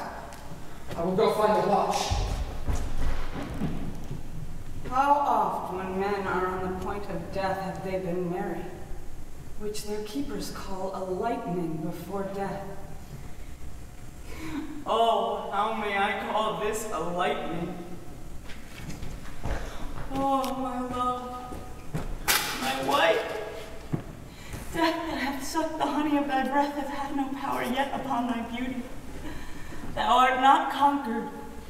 Beauty's ensign still is crimson in thy lips and in thy cheek, and death's pale flag is not advanced there. Tybalt, liest thou here in thy bloody sheet? Forgive me, cousin. Oh, dear Juliet, why art thou yet so fair? I still will stay with thee, and never from this palace of dim night depart again. Here will I remain, oh, here will I set up my everlasting rest, and shake the yoke of inauspicious stars from my world-wearied flesh. eyes. Look your last. Arms. Take your last embrace. And lips. Oh, you, the doors of breath seal with a righteous kiss, a dateless bargain to engrossing death.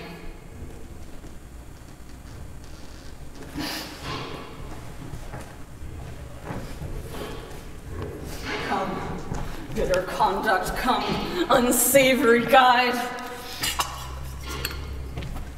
Thou desperate pilot, now at once run along the dashing rocks thy seasick, world-weary bark. Here's to my love!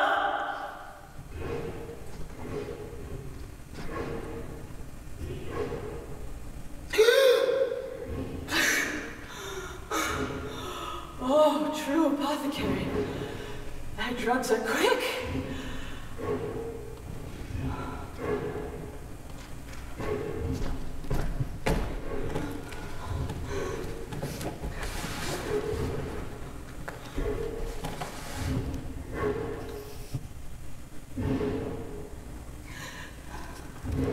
Thus with a kiss, I die. Romeo.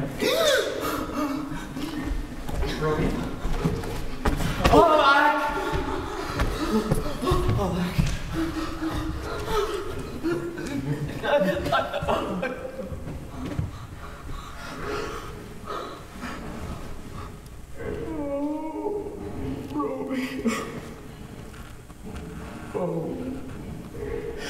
Unkind hours, guilty of this lamentable chant. The lady stirs.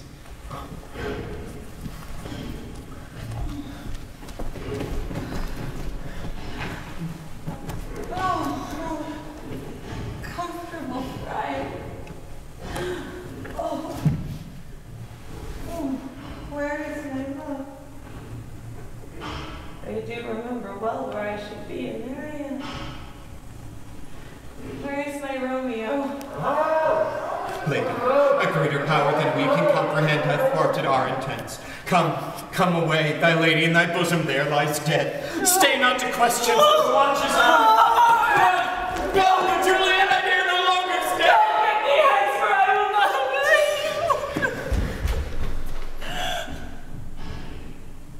leave. What's this?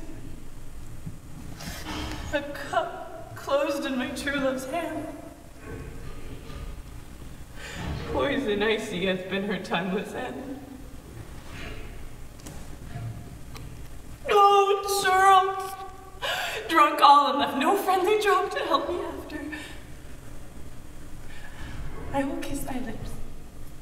Haply some poison yet doth hang on them to let me die with the restorative. My lips are warm. Hey, boys, it's right. Yea, noise. Then I'll be brief.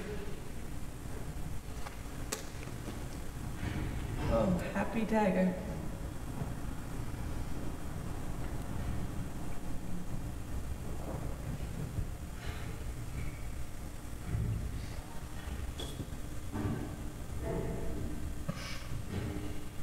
This is thy sheath.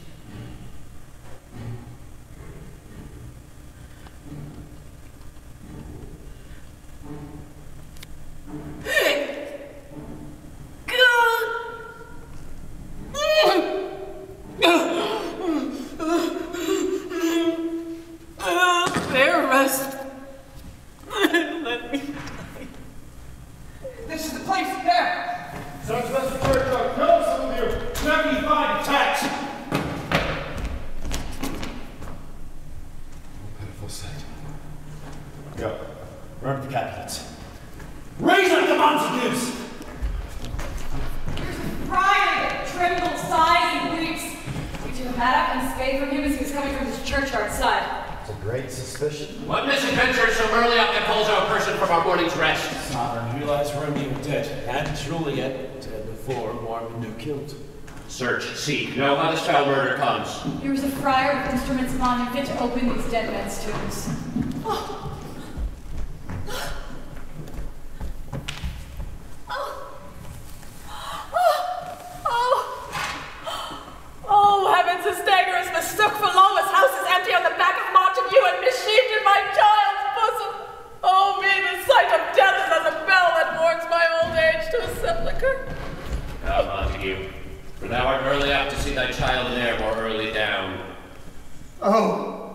Now, Antoine, what manner is in this? To press before thy father to a grave? Seal up the mouth of outrage for a while, till we can clear these ambiguities, and know their spring, their head, their true descent. Then will I be general of your woes, and lead you even to death. Meantime, forbear, and let mischance be slave to patience. Bring forth parties of suspicion. I am the greatest, able to do least, yet most suspected is the time and place doth make against me of this direful murder. And here I stand, both to impeach and purge, myself condemned and myself excused. And say at once what thou dost know in this. Romeo, there dead, was married to that Juliet, and she, there dead, that Romeo's faithful wife. I married them. And their stolen marriage day was Tybalt's doomsday, whose untimely death banished the new-made bride hence from the city, for whom and not for Tybalt Juliet pined. You, to remove that siege of grief from her, betrothed, and would have married her perforce to county Paris. Then comes she to me, and with wild looks bid me devise some means to rid her from this second marriage, or there in my cell would she kill herself. Then gave I her, so tutored by my art, a sleeping potion, which so took effect as I intended, for it wrought on her the form of death. In the meantime I writ to Romeo that she should hither come on this dire night, being the time the potion's force should cease. But he that bore my letter, Friar John, was stayed by accident, and yesternight returned my letter back. Then, all alone at the prefixed hour of her waking, came I to take Juliet from her borrowed grave, meaning to keep her closely at my cell till I conveniently could send to Romeo. But when I came, some minute ere the time of her awaking, here untimely lay true Romeo dead. Juliet wakes, and I bid her come forth and bear this work of heaven with patience. But then a noise did scare me from the tomb. And she, too desperate, would not go with me, but as it seems, did violence on herself. All this I know, and if aught in this miscarry by my fault, let my life be sacrificed some hour before its time unto the rigor of severest law. Still have known thee for a holy man. Where is Romeo's man? What can he say in this? I brought my master news of Juliet's death, and in post she came from Antwerp to the same place, to this same monument. This letter she early bid me give her father, and threatened me with death going in the vault, and bid me stand aloof, and so I did, but frightened ran away to find the lodge. This letter doth make good the friar's words, their course of love, the tidings of Juliet's death. Romeo writes that she did buy a poison of a poor apothecary, and therewithal came to this vault to die and lie with Juliet. Forbid these enemies. Capulet, Montague, see what a scourge is laid upon your hate, that heaven finds means to kill your joys with love. And I, for winking at your discords too, have lost a brace of kinsmen. All are punished. Oh, Brother Montague, give me your hand. This is my daughter's jointure. No more can I demand. But I can give thee more. For I shall raise her statue in pure gold, that while the runner by the name is known, there shall no figure in such ray be set, as that true and faithful Juliet. As rich shall Romeo's by her lady lie. Poor sacrifices of our enmity. A glooming peace this morning with it brings. The sun for sorrow will not show his head. Go hence, to have more talk of these sad things. Some shall be pardoned, and some punished. For never was there a story of more woe than this, of Juliet and her Romeo.